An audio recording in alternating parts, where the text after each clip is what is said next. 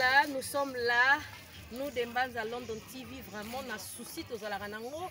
Il y a aussi la bine musala, tu sais, bino awa musala, le musala, tu y a qui vraiment côté kabilo, tu y a qui te met lelo, côté kabilo qu'on a orphelina, orphelina, bon, nango, tu zappes na mukonzi nango ye azali, vraiment c'est un jeune, mais aza quand même na souci à cause de la population. Bato boye bazara mingite, hein, bato boye bazara mingite, bazara na souci à encadrer bana baza ebele te. À l'occasion de l'anniversaire de notre sœur Patience Namwisi. Elle est là derrière moi, vraiment ba image ezali na souci wanande Patience alinga qui a fêté anniversaire na lamba ba sosote amela pe masangate to boy lelo bofo Patience alobi anniversaire nae akosala ngo ensemble na bana orphelin. Oh Patience, que mon Dieu te bénisse parce que makamba boye et pesamela batunion sauter ce n'est pas donné à tout le monde mais mukie na yo olobaki anniversaire na yo au fêter on a ban orphelin. En tout cas et ça les biso bien bientôt beaucoup mona bango toza na nzela tozo koma bientôt beaucoup mona bana ya orphelin.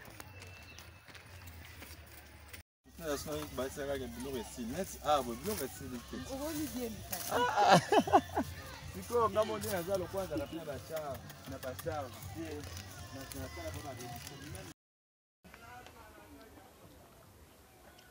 oyanga malera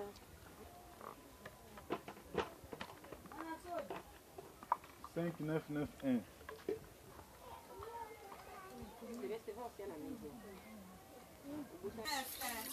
5991 flash T.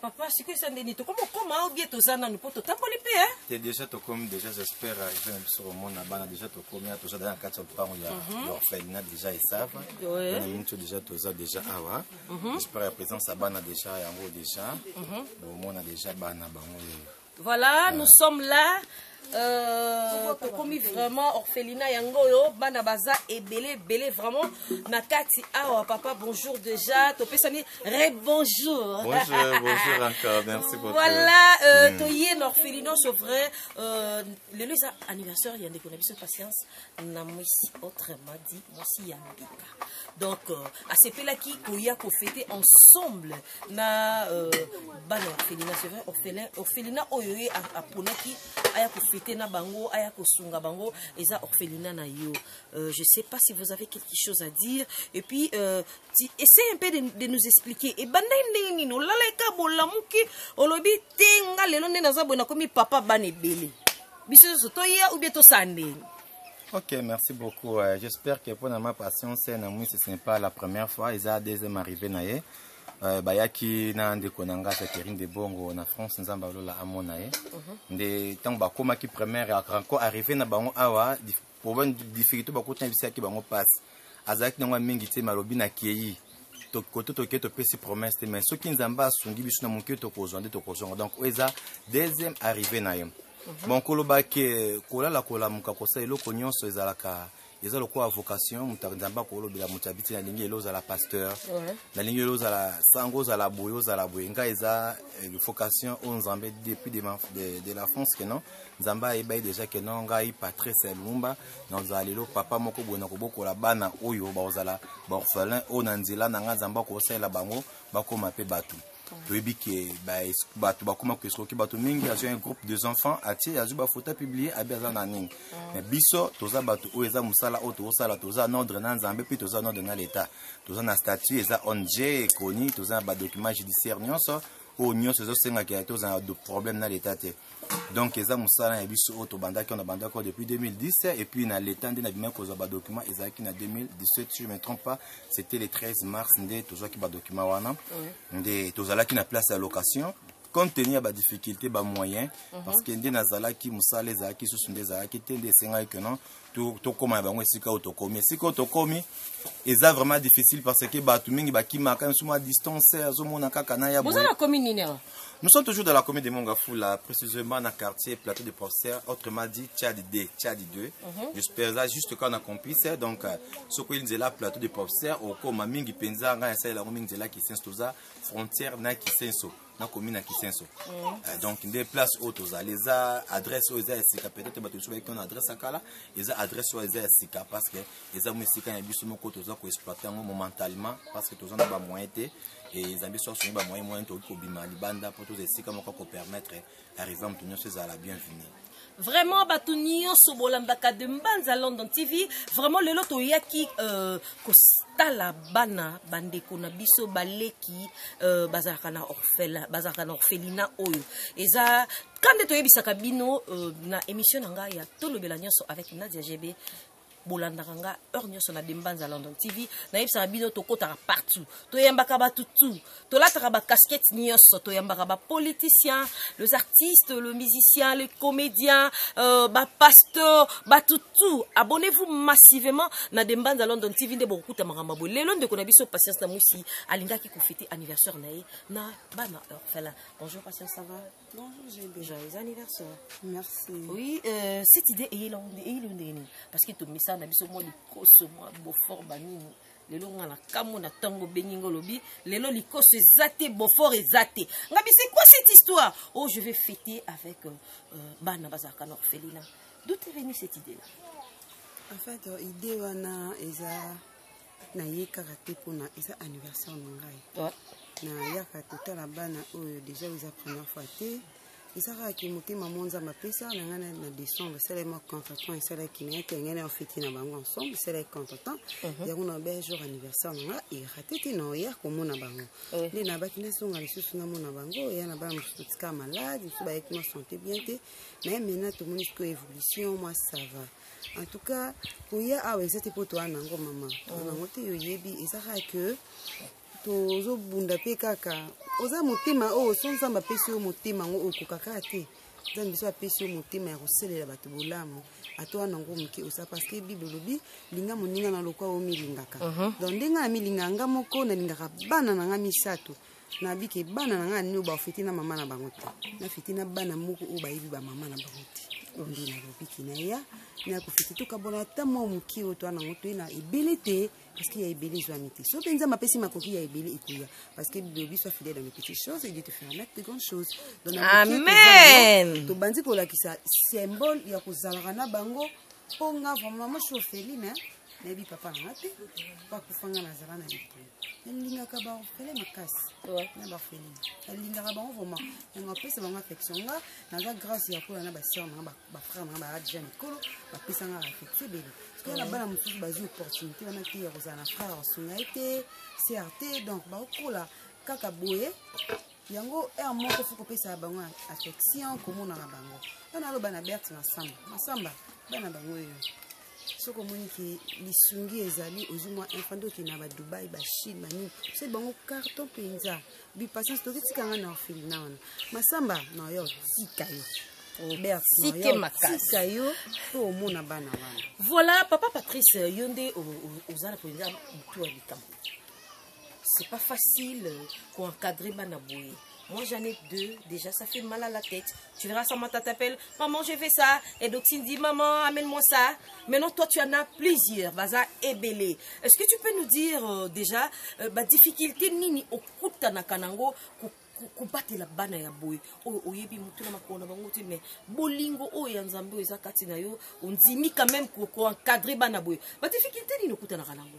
Ah, merci beaucoup maman Nadia. Donc ba difficulté za vraiment to koloba eza tellement ébélé. Vraiment ma difficulté za ébélé pendant tozu ba touté penza o ba koza comme ba partenaire ba bi que non peut-être que non to bando ça la fin du mois fin de mois non nous amitié ba tu mususu neti un PC exemple ya maman nangai Patience ndenge boko mini awa azana posa ko sunga azana posa de ta responsabilité c'est fin de mois ni fils kata $50 to $20 to $10 mais compte tenu que ba conjoncture ba difficulté pas azana azako ko ya répéter donc to juna ba tuto bazali bazo ko soutenir biso musala déjà bandé banda to une expérience déjà Et bana to boko la kaka baza ba orphelin te enfant de la rue, enfant dit du sorcier et puis mingi pe to encadraka mingi bakulu na o penza za ba luenge ceux qui aye to encadraka bango offertif to za bana awa bazali 29 na 29 wana sur place awa o baza na 4 orphelins et ça va bazali 19 et le reste on le quoi bako to tchaka bona mo ba formation bakendaka difficulté c'est d'abord régime alimentaire collier est tellement difficile 19 enfants pour le berger chaque jour collier un temps pourquoi. Et deuxièmement, ezali scolarité. Ba frère na bango parce que deux opportunités te bana nyoso batanga na l'état et bazaka ka sur du 9, je peux dire que deux batanga na l'état et puis 14 comme ça nde bazotanga na privé. Tout ça ça demande des moyens.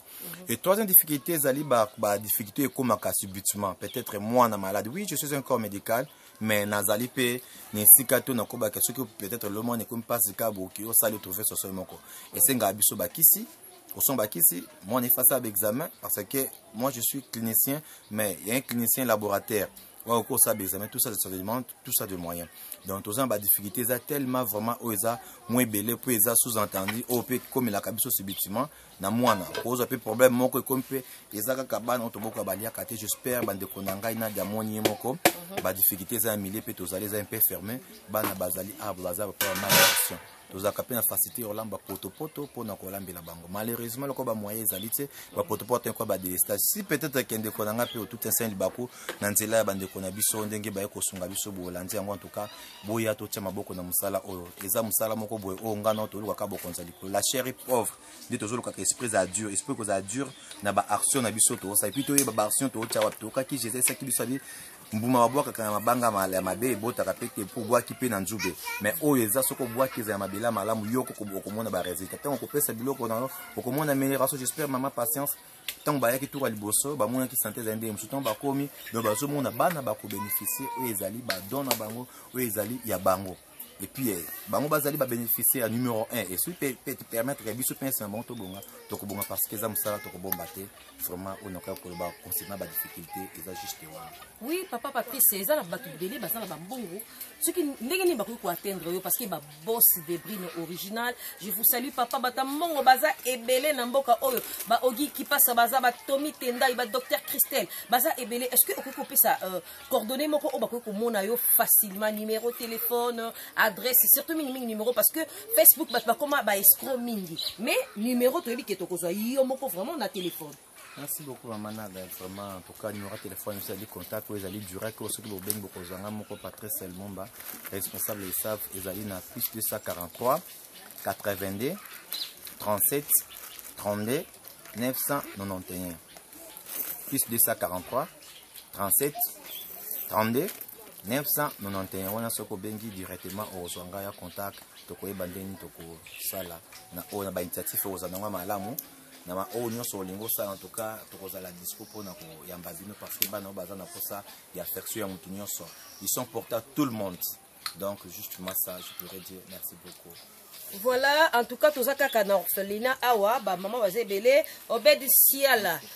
En tout cas, ceux qui besoin na posa kosunga, bostala bana Alice Gwabinzi, ozana motema kosunga, Florence Gwabinzi, bana orphelin, bazalia wa mama tokuti yope ozolamba mbote mama. Mbote mama. Yebisa biso ozana ni potokuti ozolambela awa na kati orphelina ozolamba vraiment ozana ni mama. Na mama na bokola bana oya orphelina. Oui maman, dis-nous déjà yom to bokola kabango ba difficulté ni nokuta na kanango awa. Difficulté ya mama na ngai difficulté ya makasi kotia kolia kolata maladie classe na bango.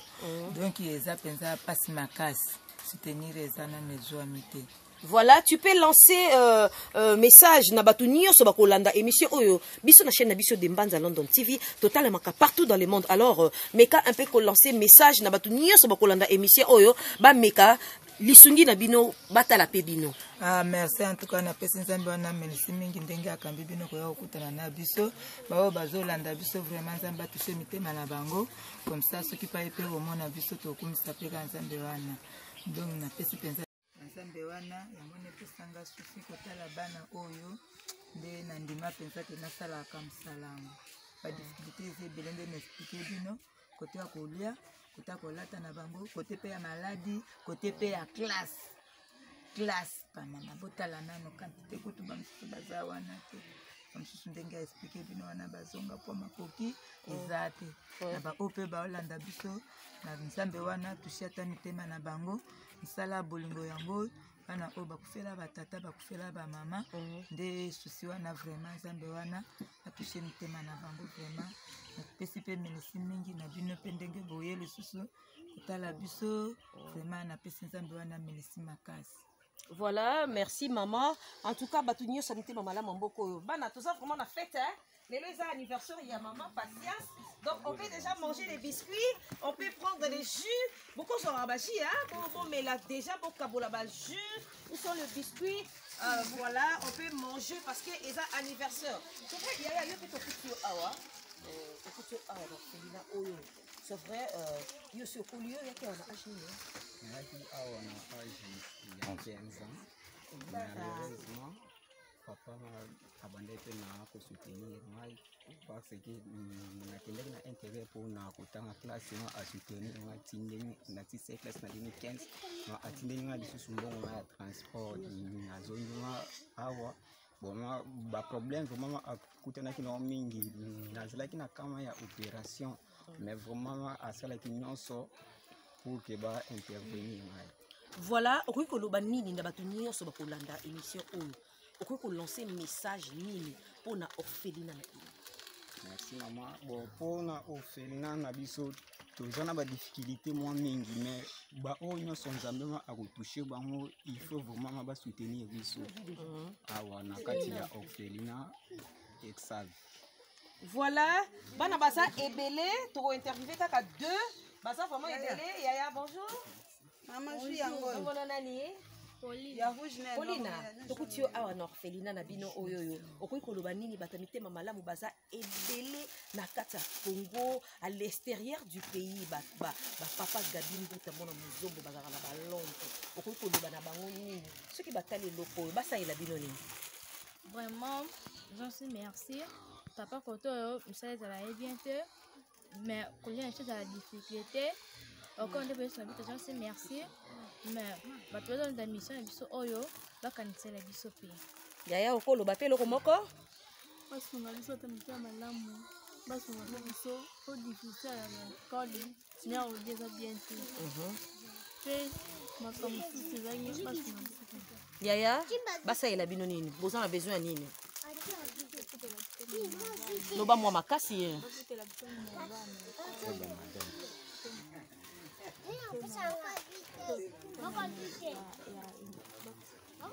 Voilà, en tout cas, toujours lancé message dans votre union somité Mamala Mouana. Patience, tu peux venir s'il te plaît. Patience, tu peux dire quoi? Na batunion soyamité Mamala Mou oyo bazarana mboka oyo okoki koyebisa bango nini? Ya pona batunion Mamala. Moi aussi déjà na zonga ils ont Jacqueline. Maman, na zone sur place de bandaki. Na yota la bana. Ma Jacqueline bongo. Na opesa non ski basket ya mokonja de continent. Na yoka ba musicien babo ka bata théâtre babo ko sala badon. Lelo na zongisi na orphelinat gi basket tango ozonga poto ya tala orphelinat. Et ya na posa nango na pesi ba annonce na ba tante na ba na Paris na pesi mavali yo mtoza na motema ko sunga ba orphelin bango yeyo bazo luka lisungi mama ngai. So nzamba sungi yo nango okanisa pe bango bienvenue orphelinat yango yo na pesi pamo donc mami kadima l'antigresse orphelinat yango yo yaya bana bazoluka lisungi soko pesi en tout cas na biso zano na motema ko pesa déjà nzamba opambolo lisu makasi na bo sala yango déjà na présenter sur orphelinat oyo omoni bana en tout cas so nzamba pambolo na mwa mukie nga olakisa na ngai nzela naza pona olakisa nzela na bato bayebi awa te waza na posa koya komona orphelinat oyo abengi na DG beba wa yebi nga abengi nga pe na numéro na nga abi patience na besoin. Mais tu peux donner aussi ton numéro hein ceux qui muta koki kozala na besoin na yo par exemple bon tenir nga rigueur tes affaires hein tozo lia tozo mela na biso donc ceux qui muta kozala na besoin na yo pe alobi non nga pe na za moi quelque chose na nga patience alingi a accompagner nga tu peux donner ton numéro. Ouais, mon numéro de téléphone c'est 089 243. Plus 243.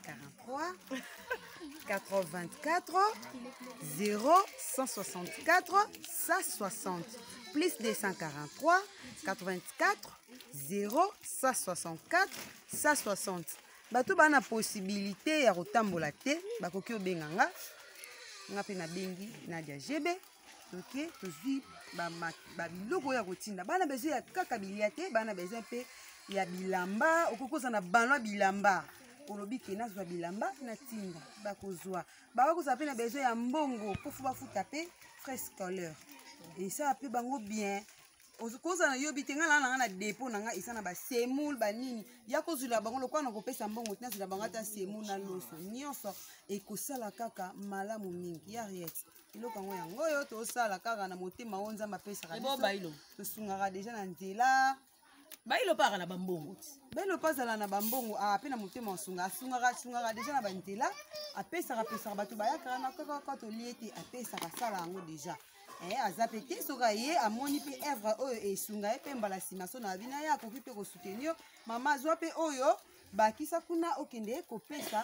bana misusu. Voilà, je vous signale que Patience Namouissi, c'est la sœur cadette de notre artiste musicien Redi Amissi, artiste de l'amso Mounene Yamboka Oyo Congo. Vraiment, maman neti baby no chimangawana, bozara na ba ONG na bino place à kosunga yango.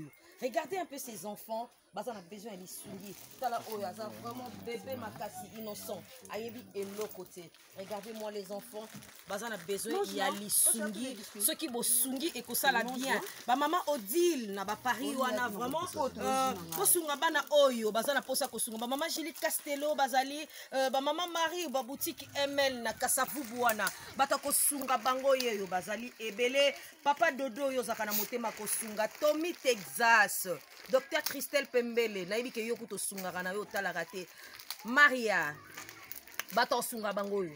S'il vous plaît, aidez ces enfants. Baza vraiment na besoin ya lisungi. Moi ça me fait très mal. Ezo salanga pasi comme on a bana bazolia te, bazo zangeloka kolia, bazo zangeloka komela. Mais na muke na yo zi, ce que ozi ata $20. Okutani na bango pesi bango ekosomela bango ata loso e sunga bango. Ce que someli bango ata semoule ko sunga bango. Boss de Brino. En tout cas, naibisaka bino na émission oyo tolobela nyonso avec Nadia GB tosalela bino musala qualité tolukaka te ka tokutana na baartiste tokutana na bamusicien tokutana na bacomédien. Non, merci beaucoup Patience, joyeux anniversaire. Merci. Donc ezaka kake toyebisaki bino tokokota partout lelo toye na orphelinat oyo esalinga pasi makasi comme on a un jeune comme ça aluki a encadré bana miki. En tout cas que mon Dieu vous bénisse papa. Biso de Mbanza London TV toza vraiment na eloko kopé sayoté parce que ceux qui te pèsent mbongo ça ne suffit pas. Mais moi je te dis que l'Éternel Dieu tout puissant oyo atie motema ya kosunga nzambe ya kansela yo azontsela yo au centuple. Et je vous informe que émission oyo ekotalema partout dans le monde. Lelo biso toye lobi tokomemela o lisusu bato mosusu bakoya pona ko soutenir yo na musala oyo ondimi ya ko encadrer bana miki. Alors, tokomi vraiment na suka, je sais pas. Moi, et le comment mon kaka pour jeter pour tokomi vraiment na suka. Ok, merci beaucoup. Je remercie d'abord Maman Nangana d'AGB. En tout cas, très gentil, c'est la première fois, mais je suis très content de toi. Merci. Et vous avez fait un bon travail vraiment dans 4 orphelins. Et puis, pourquoi pas Maman Nanga Patience, ou Dimi Komabino Nesika Oyo. Et pourquoi pas Ndekonanga de Best, ou Aza Caméra, une chose à Liboso, vraiment Zambalola Aza Konabino. Et pourquoi pas Manancé Omwita. Donc, Nzambalola Aza Lipona Bino na sacrifice na bosa. Donc, na Pambolika Nzambe na arrivé na Bino, Moussana Bino Kende Liboso. Botika Biso te bon ba difficulté na Biso. Et puis, à travers Bino, en tout cas, Bana Bakoza satisfait, puis Bakoza la consoler.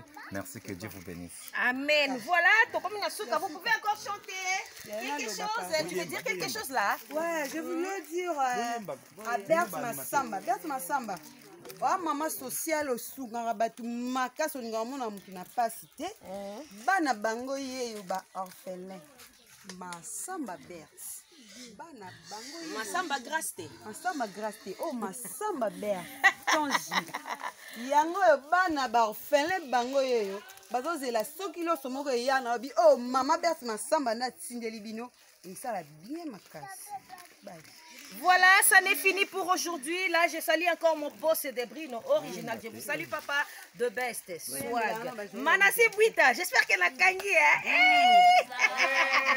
Maman est fêtier.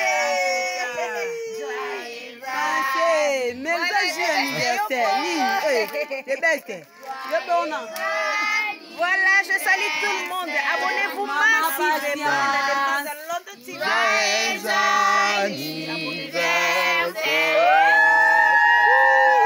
ne serez jamais déçus. Ça n'est fini pour aujourd'hui. Moi, je vous dis déjà. Au revoir.